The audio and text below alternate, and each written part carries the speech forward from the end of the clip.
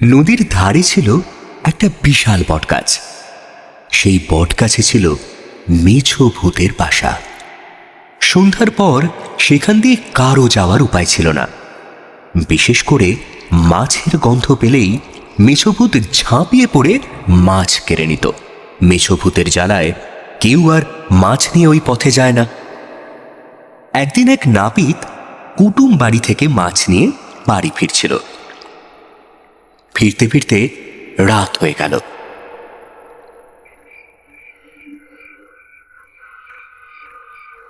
ওহ, এত তাড়াতাড়ি যাচ্ছি, তারপরেও রাস্তা যেন আর শেষই হচ্ছে না।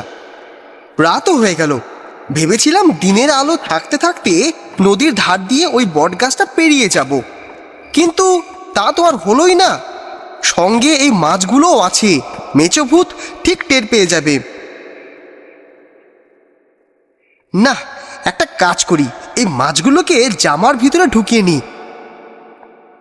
এই এই তো এই তো এই তো এবার এবার ঠিক আছে। নাপিত মাছগুলোকে জামার মধ্যে ভরে নিয়ে হেঁটে চলল।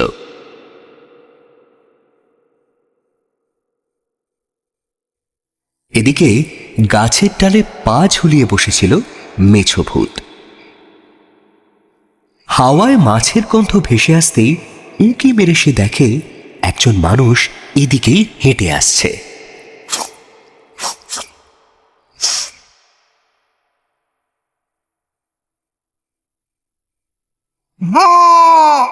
হাতে মাছ নেই, তবে মাছের গন্ধ আসছে কোথা থেকে? ব্যাপারটা ঠিক লাগছে না।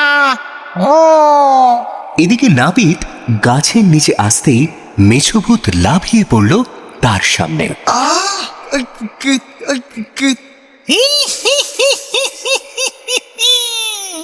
আহ, উরে বাবা রে! তোর আবার কি চাই? তোর পেটে ওটা কি রে? ও ও ওসব কিছু নয়।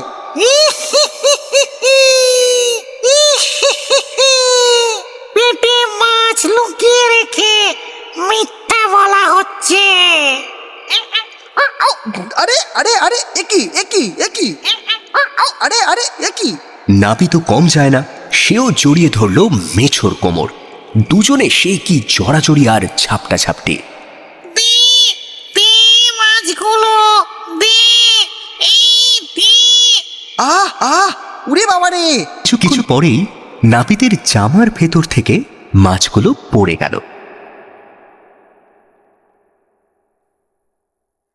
নাপিত মাছগুলো কুড়োতে যাবে, ঠিক তখনই মেছো ভূত মাছগুলো নিয়ে উধাও হয়ে গেল আর সোজা গিয়ে বসল বটগাছের মগ ডালে।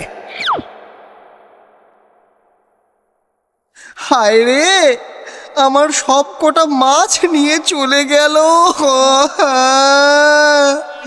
আমি কত শখ করে বাজার থেকে কিনে এনেছিলাম খাবো বলে, আর শেষে কিনা মেছো ভূত নিয়ে চলে গেল।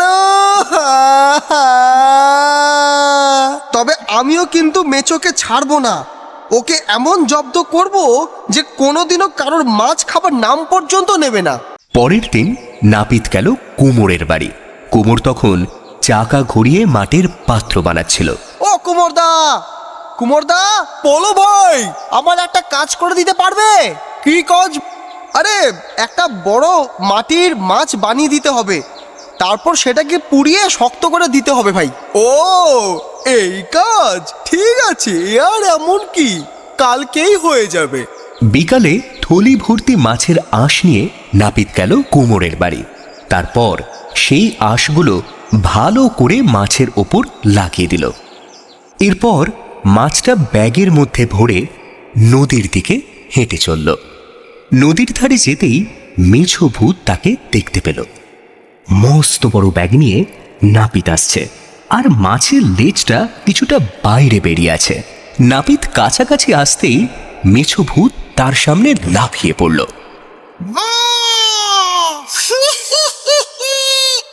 দে দে মাছটা দে, ও খিদে পেয়েছে, দে।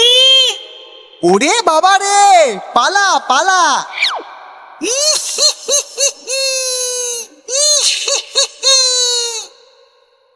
এরপর মেছো মাছটা নিয়ে বটগাছের মাথায় উঠে পড়ল।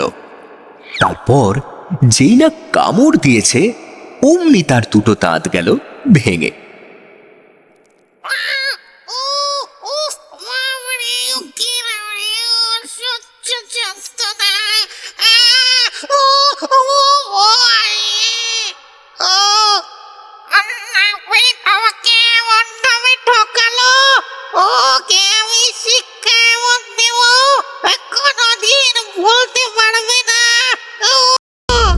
এরপর বেশ কয়েকদিন কেটে গেল।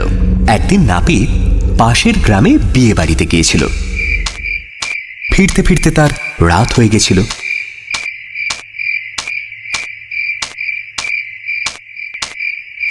এরপর যেই না ওই বটগাছের নিচে এসেছে অমনি মেছো ভূত লাফিয়ে তার সামনে পড়ল। তারপর নাপিতের গলা চেপে ধরল। আমাকে ঠকিয়েছিলে, এবার দেখ মজা। উফ, ওরে ছাড় মেছো, আমাকে ছাড়। জানিস তো নাপিত বললে কি হয়? এই গাছেই নাপতে ভূত হয়ে থাকবো আমি। তখন তুই কোথায় থাকবি শুনি একটু। এই কথা শুনে মেছো তার গলাটা ছেড়ে দিল। তারপর ভাবল, এই গাছটা আমার অনেক দিনের বাসা, এটাকে ছাড়া যাবে না। তুই আমাকে মাটির মাছ দিয়ে ঠকিয়েছিলি কেন? তার জন্য আমার দুটো দাঁত ভেঙে গেছে। আমি তোকে কেন ঠকাতে যাব ভাই? আমি মাছটা বাজার থেকে কিনে নিয়ে যাচ্ছিলাম আমার নাতিরা খেলবে বলে। তুই সত্যি ভেবে সেটা খেতে যাবি, আমি কি করে জানবো? ওসব আমি জানি না, তোর জন্য আমার দুটো দাঁত ভেঙেছে, আমিও তোর দুটো দাঁত ভাঙবো। দেখ, আমার দাঁত ভাঙিস না, আমি বুড়ো মানুষ। আমি কথা দিচ্ছি কাল তোর জন্য অনেক মাছ নিয়ে আসবো। ঠিক বলছিস তো? না হলে কিন্তু তোর সব কটা দাঁত আমি ভাঙবো। যা, কাল তাড়াতাড়ি আসবি। এরপর মেছো ভূতের কাছ থেকে ছাড়া পেয়ে সেখান থেকে ছুটে পালিয়ে গেল। পরদিন সন্ধ্যাবেলা নাপিত একটা কলসিতে কিছু শিঙি মাছ আর কয়েকটা কাঁকড়া নিয়ে এসে ওই বট গাছের নিচে এসে হাজির হলো। কই রে মেছো, মেছো কই তুই? এই নে তোর জন্য মাছ এনেছি। ওই এই বলে মেছো কলসিতে হাত ঢুকিয়ে দিল আর শিঙি মাছে মারল কাঁটা।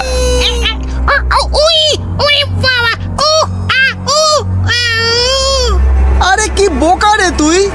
এগুলো কি মরা মাছ যে কলসি থেকে বের করে আনবি?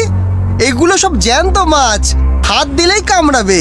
কলসির ভিতরে আগে ঢোক, মাছগুলোকে মার, তারপর বাইরে এনে খাবি। আগে বলবি তো। এই বলে মেছো ছোট হয়ে কলসির মধ্যে ঢুকে পড়ল।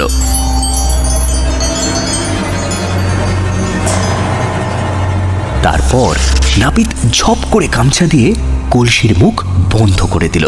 মেছো ভেতরে ঢুকে শিঙি মাছ আর কাঁকড়ার কাঁটা খেতে লাগলো। যন্ত্রণার জ্বালায় সে বাইরে আসতে গিয়ে দেখে কলসির মুখ বন্ধ। নাপিত ভাই, আমাকে ছেড়ে দে, আমি আর কোনো দিন তোর ক্ষতি করব না। তুই যা বলবি আমি তাই করব।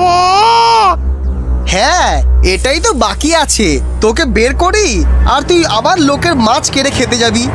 এতদিন অনেক মাছ খেয়েছিস, এবার মাছেরা তোকে খাবে।